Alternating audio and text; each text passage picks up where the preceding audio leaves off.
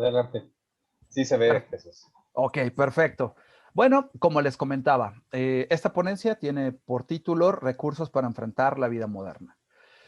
La realidad es que la vida moderna nos está comiendo día a día y tenemos que comprender que genera algo dentro de nosotros. Esto que genera es estrés.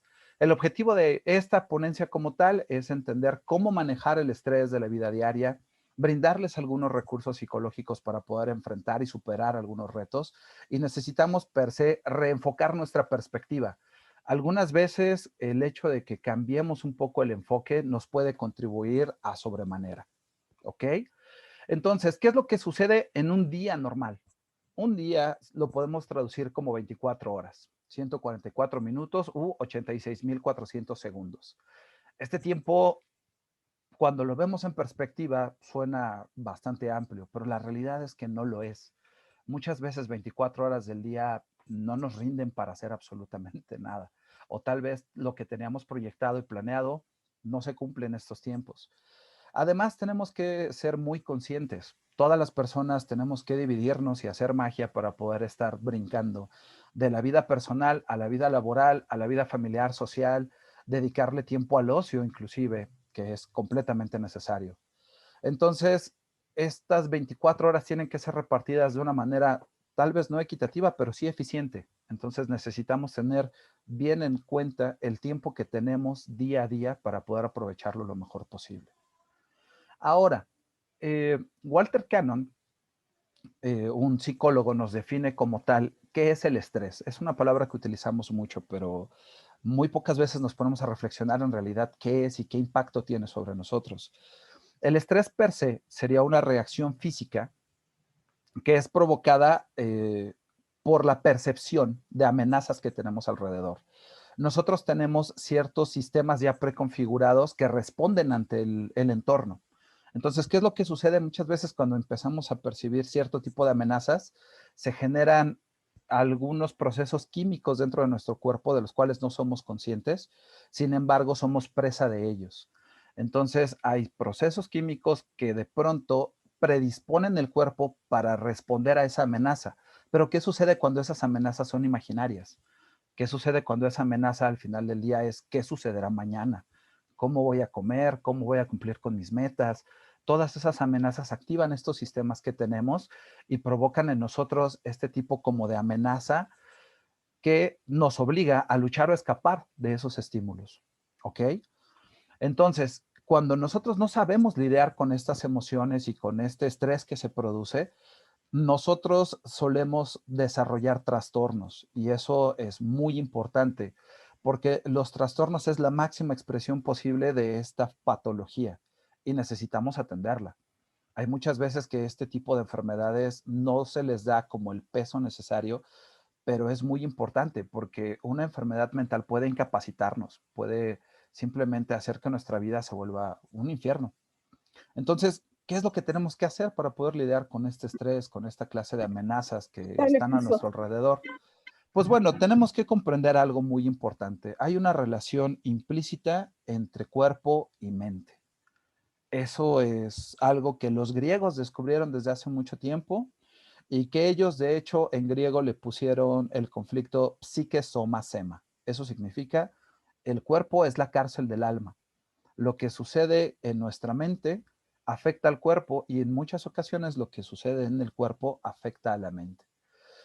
¿Esto qué significa? Pues que desde la antigüedad hemos estudiado que hay una relación, hay un vínculo necesario entre lo que pensamos, entre nuestros procesos intelectuales y nuestro cuerpo. Siempre hay una reacción.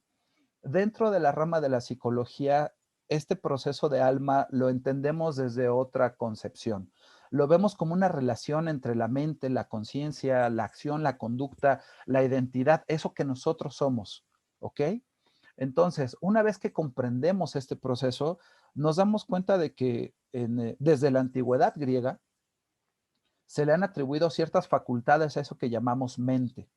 Entre esas facultades se le atribuye la razón. Un filósofo llamado Aristóteles nos dijo que las emociones pueden ser controladas, pueden ser entendidas y las emociones tienen una relación muy estrecha con nuestro cuerpo. las emociones nos llevan a actuar. Entonces él dice que existe una disposición natural que va a ser utilizada mediante la razón. La razón nos va a demostrar el justo medio de las cosas. Es un punto de equilibrio que todos tenemos para poder moderar nuestras pasiones y nuestras acciones. Entonces, el ejemplo que a mí me resultó más claro de Aristóteles lo menciona dentro de un libro que se llama La Ética Nicomaquea. Aristóteles nos dice que hay virtudes que son muy importantes para regir nuestra vida. Una de esas virtudes es el valor. El valor es importante para todos nosotros. Pero ¿qué sucede cuando hay muy poco valor? Pues nos volvemos unos cobardes. ¿Y qué pasa cuando hay demasiado valor? Pues somos muy temerarios y no sabemos medir los riesgos. Entonces, Aristóteles nos da un punto importante aquí. La razón tiene que saber mediar el justo medio entre ambos polos. Esto es importante porque muchas veces en nuestra vida diaria tendemos solamente hacia uno de estos polos. Y creo que es importante desde aquí empezar a sembrar esta pequeña idea de que la razón puede mediar nuestras emociones y puede darnos una perspectiva distinta de lo que vivimos en nuestro día a día. Ahora, otro principio filosófico interesante y muy importante que quisiera compartirles es de la filosofía estoica. Los estoicos creían en un principio llamado ataraxia.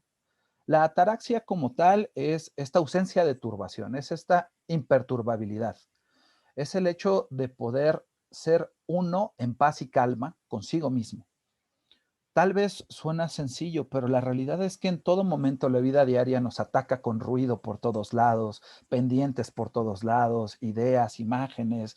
Tenemos muchos estímulos alrededor, lo cual muchas veces no nos permite mantenernos a nosotros mismos en nuestro centro, no nos permite focalizar nuestra atención. Y la realidad es esta, que cuando estamos en calma, nosotros podemos quitar todas las incertidumbres y podemos entender las metas que tenemos. Y por lo tanto podemos ir hacia esas metas. Entonces, lo que nosotros esperaríamos gracias a este principio de la ataraxia es que gracias a poder entender, a poder racionalizar, a poder volver consciente todo este mundo que tenemos dentro de nosotros, al estar en paz, podemos entender la meta y llegar a ella. ¿Ok? Ahora, puede sonar difícil para muchas personas esta clase de conceptos. La realidad es que el mundo griego y la filosofía nos dio pistas para poder comprender qué es lo que implica este mundo. El oráculo de Delfos era el lugar a donde asistían muchísimos sabios en búsqueda de cierto tipo de conocimiento. Y arriba, en el oráculo, en su entrada, decía en griego una frase, "Gnosti ton auton". Eso significa conócete a ti mismo. Esa es una de las grandes claves que nos dejaron para poder comprender qué sucede en este mundo. Muchas veces el conocimiento está dentro de nosotros y solo necesitamos escucharnos. Ahora bien, un filósofo dijo hace mucho tiempo, quien tiene un porqué para vivir, encontrará casi siempre el cómo. Y esto es muy importante porque ese porqué para vivir es nuestro. Nadie nos lo puede enseñar. Es un conocimiento de nosotros mismos. Es el comprender y entender qué queremos para poder llegar a eso. ¿Ok? Ahora, todo esto tiene una relación directa con qué? Con nuestra mente, con nuestra forma de pensar, con nuestra forma de actuar, con nuestra forma de sentir. Pero una pregunta muy recurrente es, ¿qué es la mente? Pues la mente es un cúmulo, un conjunto de capacidades cognitivas que tenemos. ¿Esto qué significa? Pues que engloba nuestra percepción, pensamientos, memoria, nuestra imaginación, nuestra experiencia que vamos acumulando a lo largo del tiempo, nuestros aprendizajes. Todo esto configura nuestra forma de enfrentar la realidad, de entender la realidad, y todo esto nos da nuestra identidad única y singular. En pocas palabras, la mente es lo que nos hace ser nosotros mismos. La mente le da forma al yo. ¿Ok? Una vez que entendemos esto, nos damos cuenta de que el lenguaje, la forma en cómo hablamos, cómo nos dirigimos a otros y al mismo tiempo la forma en cómo nos dirigimos a nosotros mismos es sumamente importante. ¿Por qué? Porque nosotros somos lenguaje. Es la forma en la que encapsulamos el conocimiento y aprendemos. Es la forma en la que nosotros nos identificamos con otros y transmitimos lo que sabemos. Nuestra imaginación, nuestras ideas, todo está conformado de lenguaje. Entonces es importante el hecho de cómo nos hablemos porque podemos caer en el miedo de esta profecía autocumplida. La profecía autocumplida nos dice que hay patrones mentales que nosotros llegamos a buscar que sean consonantes con nuestro comportamiento y que sean coherentes y congruentes con nuestras ideas. Pero eso también es un riesgo. Y les voy a poner un ejemplo muy sencillo. Cuando nosotros le decimos a un niño, no puedes, no puedes, te vas a caer, el niño se cae. Y el niño probablemente ni siquiera tenía el por qué caerse, pero lo hace porque cumple esta fantasía, cumple con estos designios del lenguaje. Entonces es muy importante entender que como nos hablamos, nos entendemos y nos reconocemos. ¿Cuántas veces no hemos escuchado a las personas que cometen un error y dicen, ay, soy un tonto, ay, lo hice todo mal? Ese discurso es importante porque es la forma en la que nos hablamos y muchas veces somos muy severos con nosotros mismos. Entonces, es interesante entender la relación entre el lenguaje y la mente y cómo este discurso nos afecta. Esto genera un proceso en psicología llamado efecto Pigmalión y efecto Galatea. El efecto Pigmalión es cuando nosotros depositamos este discurso en otros y se cumple. Y Galatea es cuando la persona se cumple a sí misma esa fantasía que se está diciendo, esa profecía que ella misma se está narrando. Entonces, esto es muy importante porque cuando ponemos atención, cuando nosotros somos más amables con nosotros, podemos lograr muchas cosas. Y eso deriva en cómo nosotros nos dirigimos a nosotros mismos, ¿ok? Otro de los puntos importantes es una frase que a mí me hace mucho sentido. Casi todos podemos soportar la adversidad, pero si quieres probar el verdadero carácter de alguien, pues dale poder. Debemos de tener cuidado, ¿por qué? Porque el poder implica a nosotros mismos. ¿Qué poder nos brindamos para destruirnos o qué poder nos damos para poder crear cosas? Esto es muy importante. Ahora bien, ¿esto en qué repercute? Pues básicamente en nuestra autoestima. Y la gente también tiene esta pregunta, ¿qué es la autoestima?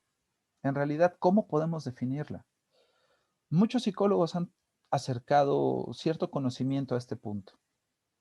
La autoestima per se es una traducción de un término inglés llamado self-esteem, en el cual este término denota una íntima valoración de una persona hacia sí misma.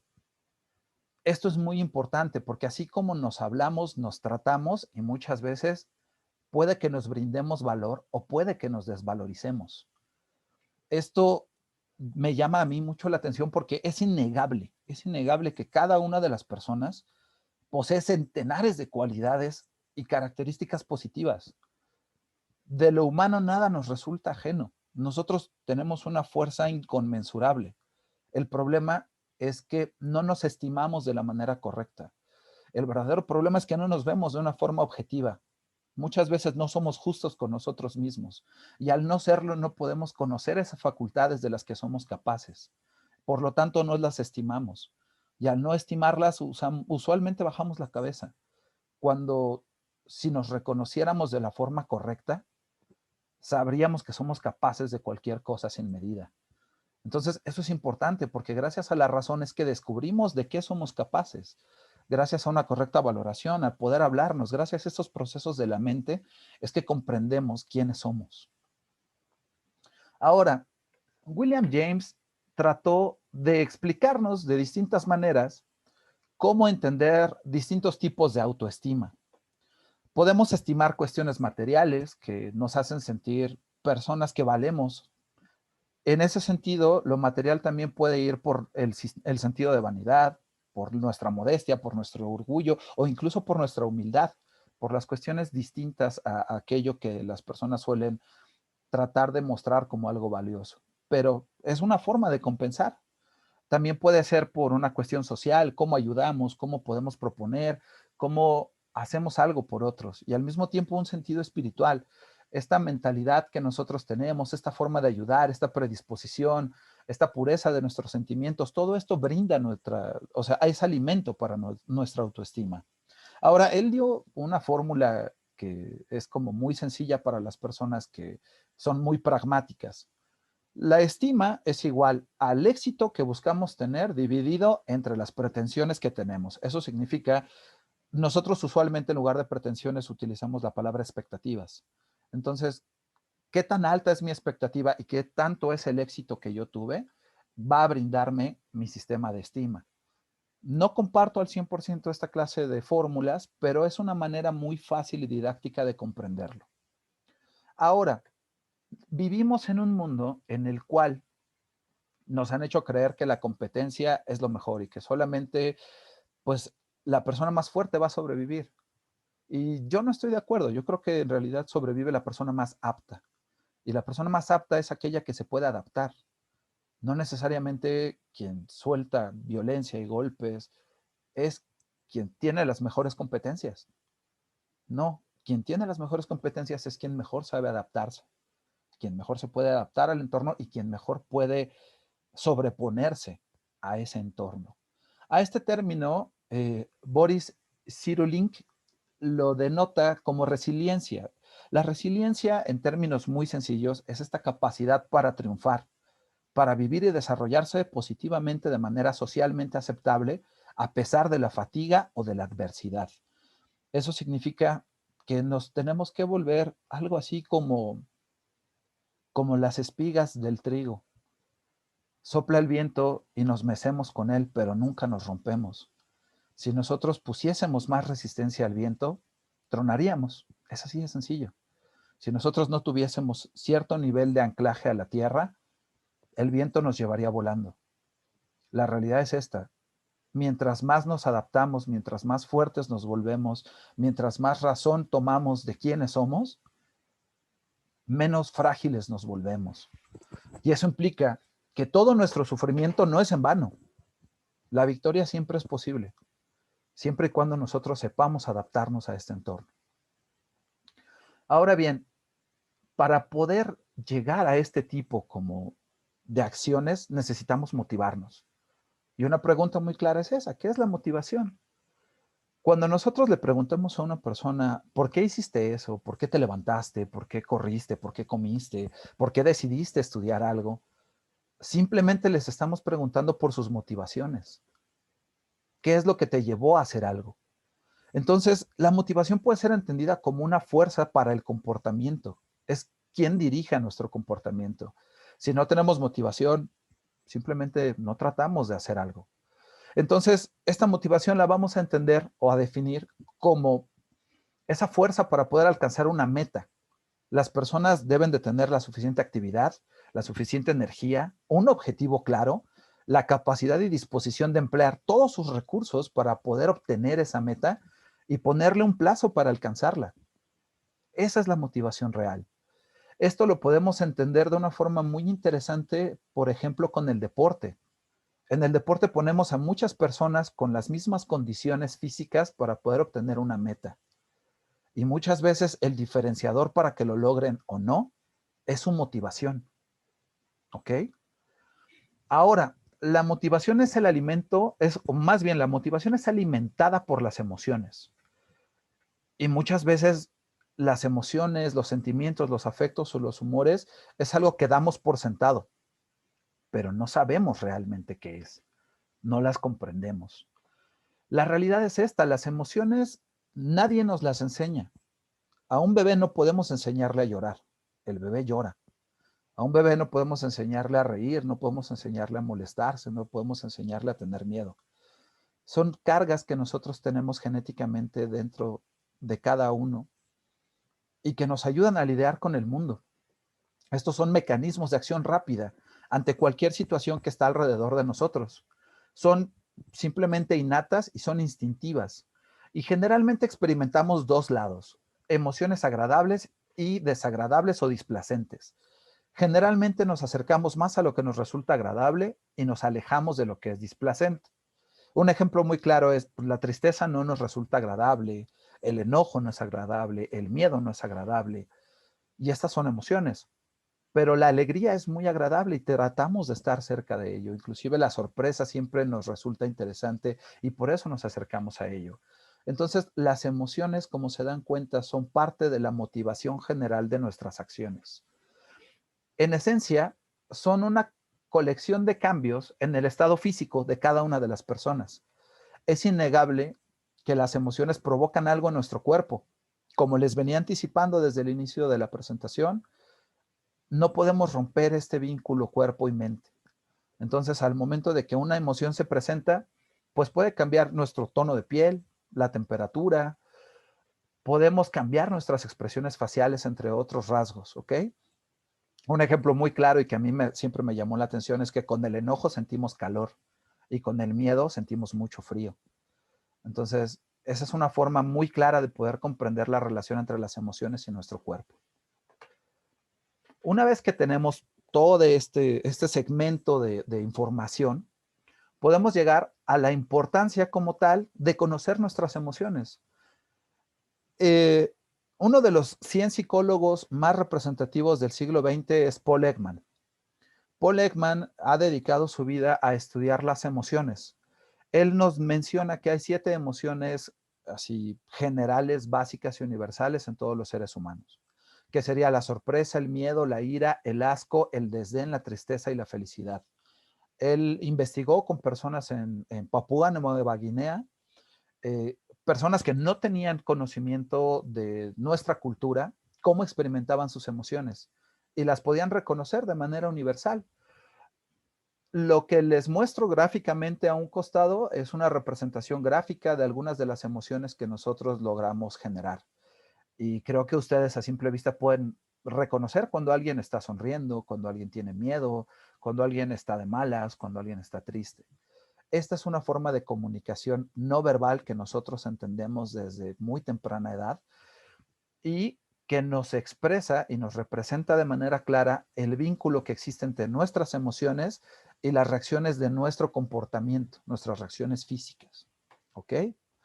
Ahora bien, es muy importante conocer nuestras emociones porque al conocer nuestras emociones nos conocemos a nosotros mismos.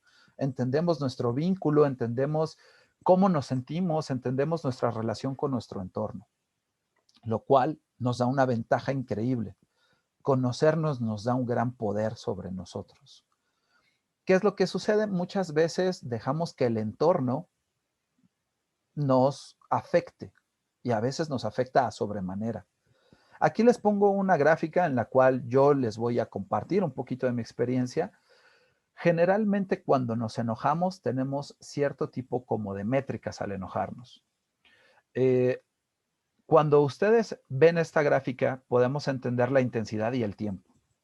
Les digo que yo les comparto un poquito de mi experiencia porque la primera línea es mi forma de enojarme, así, tal cual. Yo me enojo de manera muy intensa, pero me dura muy poco tiempo. Es decir, en medida que yo permito que el entorno me afecte, me afecta, pero trato de que sea lo menos posible. Hay personas que sé perfectamente que tienen una forma de enojarse que es muy prolongada y pareciera que va de más a menos, pero a lo largo del tiempo cuando se acuerda de lo que pasó, se vuelve a enojar. Y yo creo que es muy común. Cada quien tiene una forma de abordar sus emociones muy distinta, pero es importante que aprendamos a reconocerlas. Entonces, aquí me gustaría dejarles como un ejercicio muy introspectivo para cada uno de ustedes, que sería, recuerden por favor la última vez que tuvieron un gran enojo o ira. Recuerden qué lo provocó y háganse estas preguntas. ¿Cuánto tiempo duró desde que comenzó? ¿Cuánto tiempo tardó en presentarse? Hay gente que se molesta inmediatamente, hay gente que se molesta hasta que pasa un tiempo, respira y le toma sentido al enojo. Hay distintas formas de que estos gatillos detonen. Hay distintas chispas, por decirlo de alguna manera. Ahora bien, ¿qué tan fuerte fue su enojo? ¿Hubo una gran intensidad? ¿Hubo una baja intensidad? Ahora, ¿cuánto tiempo duró ese enojo? Si son personas que suelen tener ese resentimiento dentro de sí, si son personas que suelen perdonar muy rápido, es importante que tengan todo esto presente para poder entenderse de mejor manera. Y ahora, ¿cuánto tiempo tardó en desaparecer ese enojo? Es innegable que también hay muchas personas que pasan 3, 4 meses y de pronto dicen, oye, ya me acordé de lo que me hiciste la vez pasada y se vuelven a enojar. Entonces, debemos de tener esta clase de preguntas muy presentes cuando nuestras emociones se disparan, ¿ok? Ahora, ¿por qué lo menciono? Pues porque hay formas de poder controlar nuestras emociones y potenciarlas. ¿Esto qué significa? Usualmente tenemos ciertos patrones de conducta que evalúan de manera automática nuestro entorno. Por ejemplo, hay personas que le tienen miedo a las serpientes y eso siempre va a ser una alerta. Y es una alerta importante porque es una amenaza. Pero también es cierto que muchas veces confundimos las amenazas. Por ejemplo, yo le tengo miedo a las serpientes y al momento de que mi cerebro voltea y ve una cuerda enrollada, mi cerebro no va a distinguir. Mi cerebro lo que dice es reacciona de manera inmediata. Entonces, esa cuerda enrollada puede ser un detonador bajo las circunstancias correctas.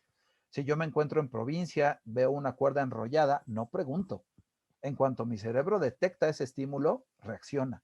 ¿Y eso qué significa? Que va a activar distintos programas de respuesta, según mi experiencia. Hay muchas personas que pueden ser combativas según su experiencia. Ven algún estímulo e intentan atacarlo de vuelta. Hay personas que huyen. Hay personas que se paralizan del miedo. Entonces, el hecho de que nosotros logremos entender estas respuestas en las cuales se activa el cuerpo nos va a dar la ventaja de saber cómo controlarlas.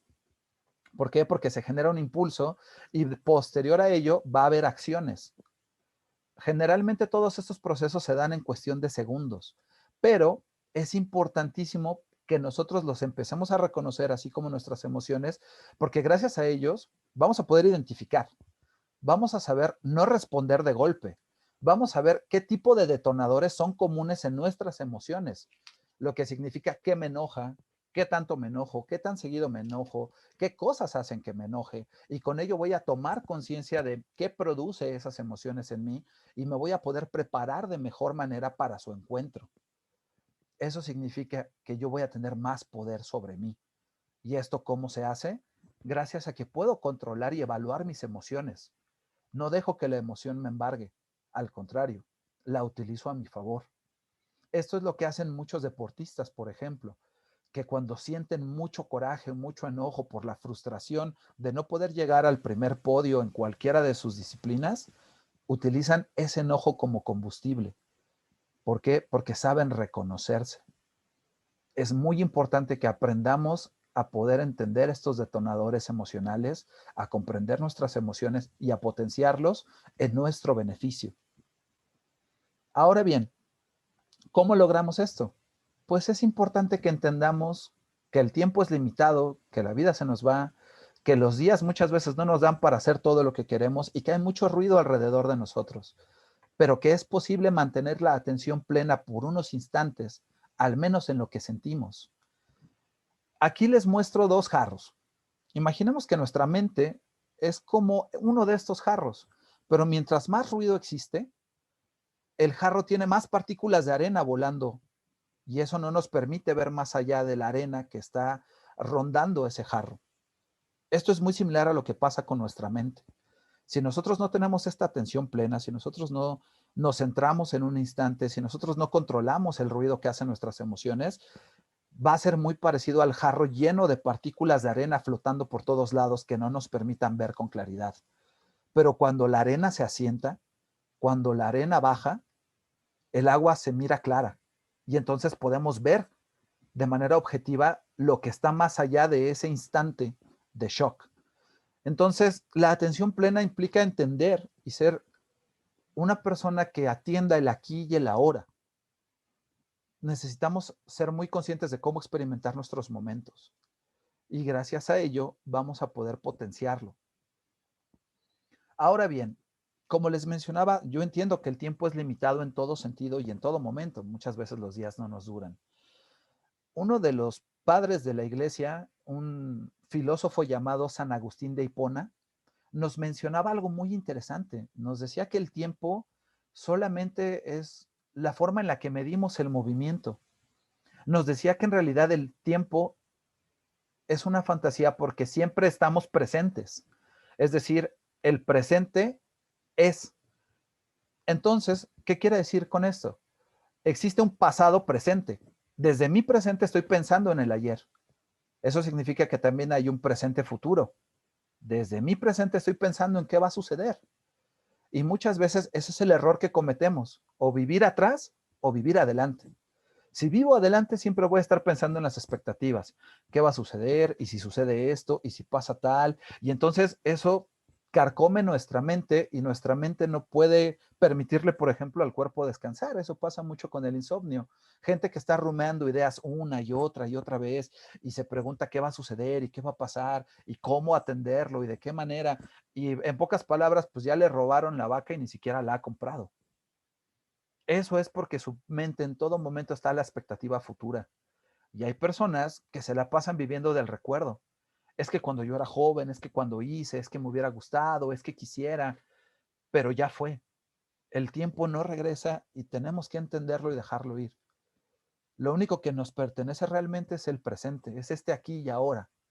Entonces concuerdo muy bien con el gran San Agustín de Hipona. El presente es ahora y el presente lo es todo. Necesitamos comprender nuestro aquí y nuestro ahora. Ahora bien, ¿qué sucede con este gran juego que les he mencionado llamado mente? ¿Qué somos? ¿Cómo entendemos nuestra realidad? ¿Cómo logramos desempeñarnos en ella? Pues miren, aquí les traigo unos ejemplos muy claros de algo llamado figura y fondo. Las imágenes de figura y fondo nos enseñan la capacidad que tiene nuestra mente para poder cambiar de perspectiva de manera casi inmediata. Nosotros podemos ver una imagen o la otra a voluntad. Eso significa que nosotros podemos cambiar la perspectiva de cómo abordar nuestros problemas de manera inmediata. Eso significa que tenemos un recurso increíble dentro de nuestra mente, que es el poder entender cómo abordar las cosas de más de una manera. Eso significa que todo tiene solución según nosotros queramos verlo. Estos ejemplos son muy claros. Podemos ver a los hipocampos, la mariposa, los animales, el árbol, y todo depende de la disposición que nosotros tengamos para poder acercarnos a este estímulo. ¿Ok? Ahora, una frase que me gusta citar es de Catherine Enjolet, que dice: aprendí a transformar la desgracia en una prueba. Si una te baja la cabeza, la otra te la levanta. El hecho de que logremos cambiar de perspectiva nos va a ofrecer la posibilidad de entender las pruebas como retos, los errores como formas de acierto, y nos va a obligar a buscar nuevas respuestas. El límite lo ponemos nosotros. Y no lo vengo a decir como una charla motivacional.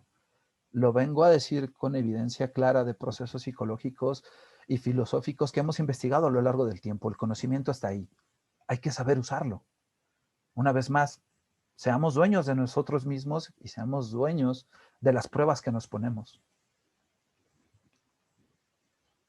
Una forma muy didáctica de resolución de problemas se las voy a presentar aquí. No es la única, hay muchísimas formas, pero siempre es importante que nosotros tengamos un punto de partida. Y yo les comparto este.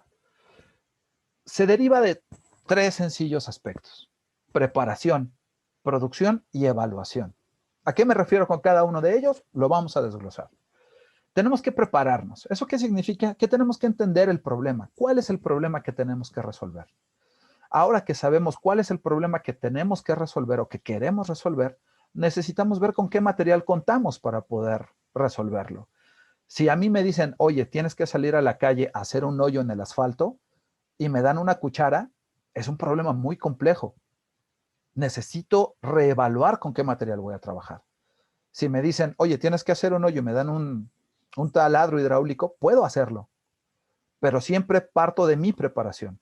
¿Con qué elementos cuento para poder realizar mi tarea? Una vez que tengo esto, empiezo a la producción. ¿Mi producción qué significa? Que necesito ver cuáles son mis respuestas posibles. Usualmente las respuestas posibles se derivan en 2 grandes bloques: el bloque de algoritmos y el bloque de heurísticos. El bloque de algoritmo lo único que significa es voy a evaluar todas las opciones posibles para responder a este problema. Y el heurístico es, ok, voy a solucionarlo de alguna manera. No voy a evaluar más. Con la opción que yo tenga, con esa misma resuelvo. Ambas tienen sus dificultades. ¿Por qué? Porque en una vas a invertir muchísimo tiempo haciendo estrategias para ver todos los asegúnes para resolver algo. Y en la otra puede que obtengas una respuesta, pero no sea la respuesta óptima. A eso nos arriesgamos. Por último, para poder entender si estamos resolviendo o no, pues tenemos que evaluar. Y al momento de que evaluamos, nosotros decidimos si la solución fue buena o no. Y al mismo tiempo, esta evaluación nos va a decir si obtuvimos la mejor respuesta posible o no. Algunas veces le damos muchísimas vueltas a algo que se resolvía de una manera muy sencilla. Algunas veces la respuesta era muy compleja, pero quisimos resolverla de una manera muy pragmática.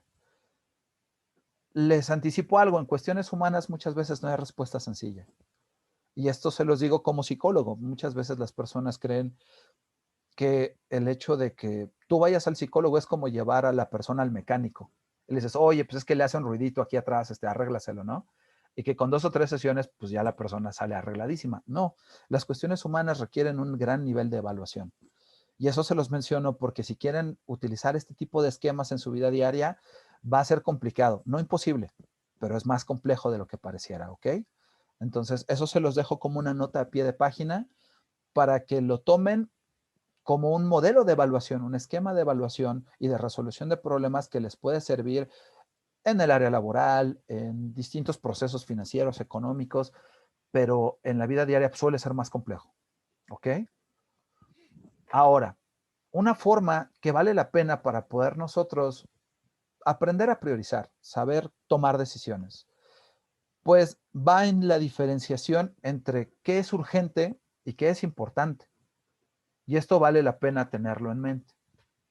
Cualquier cosa urgente es cualquier cosa que va a llamar nuestra atención de manera inmediata, ¿ok? Precisa de nuestra atención de manera constante. Y esa es su trampa, porque muchas de ellas son fáciles, pero capturan nuestra atención de golpe. ¿Y qué es aquello que se vuelve importante? Lo importante es todo aquello que contribuye a mis objetivos, a mis metas, a poder tener una mejora a corto, mediano y largo plazo. Todas, absolutamente todas las cosas que son importantes, vale la pena atenderlas, ¿ok? No las puedo dejar de lado. Entonces, cuando yo empiezo a postergar las cosas importantes es cuando caigo en un círculo vicioso que simplemente no me va a permitir seguir avanzando. La posibilidad de que nosotros entendamos cómo priorizar nos la dio un presidente gringo hace mucho tiempo, que la verdad a los gringos les respeto mucho el hecho de que son muy eficientes en muchas cosas, saben hacer procesos muy puntuales. Entonces, el presidente Eisenhower nos hizo esta matriz. Esta matriz es interesante porque nos enseña que todo lo urgente y todo lo importante puede cruzarse. Entonces, todo lo que sea del cuadrante 1, lo que implica que es urgente e importante, debemos hacerlo ya. No podemos dejarlo para después. Todas nuestras prioridades que caigan en este sector se tienen que atender.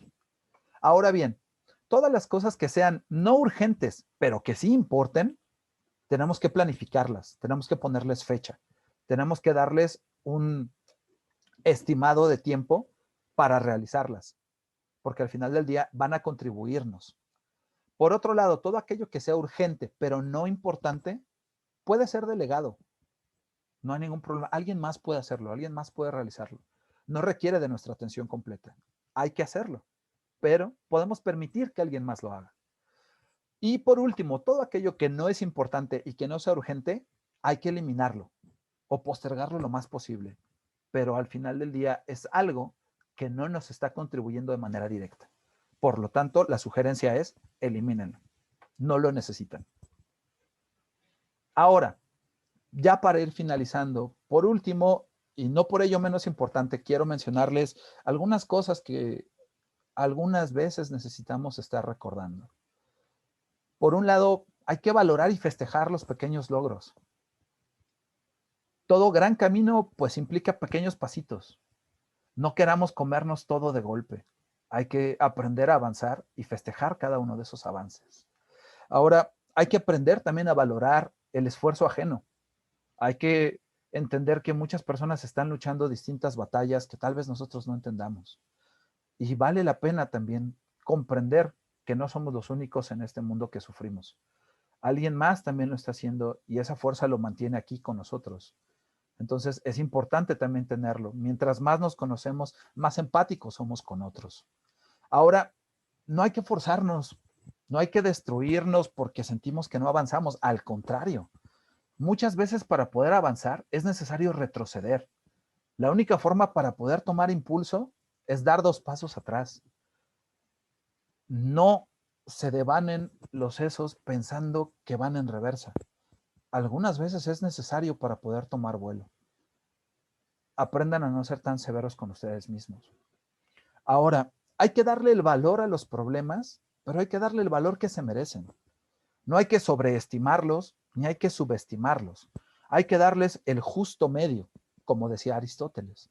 Eso significa que tenemos que entender que nada es para tanto. De lo humano nada nos resulta ajeno y por lo tanto nada es imposible de resolver, siempre y cuando lo podamos abordar con la óptica correcta. Y por último, me gustaría recordarles pues que el más grande maestro que hemos tenido a lo largo de la historia es el error. Hemos aprendido a ser quienes somos por acierto y error continuo. Y así es como vamos creciendo.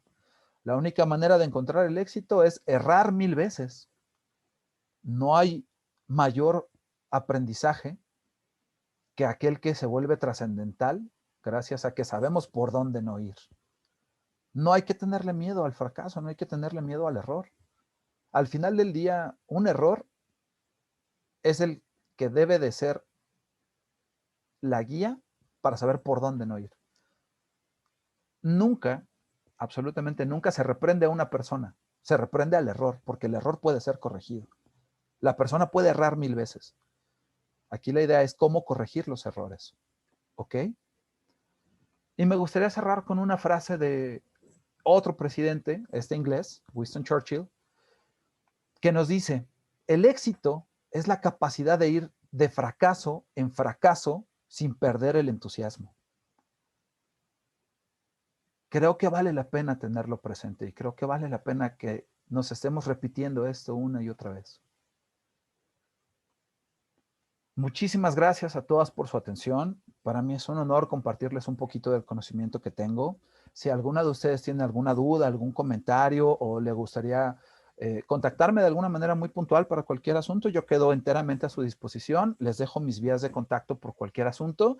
Y por último, les dejo una bibliografía sugerida sobre los temas que abordamos el día de hoy, por si tienen mayor interés y quisieran profundizar en ello. Aquí hay algo de información muy útil para todos ustedes.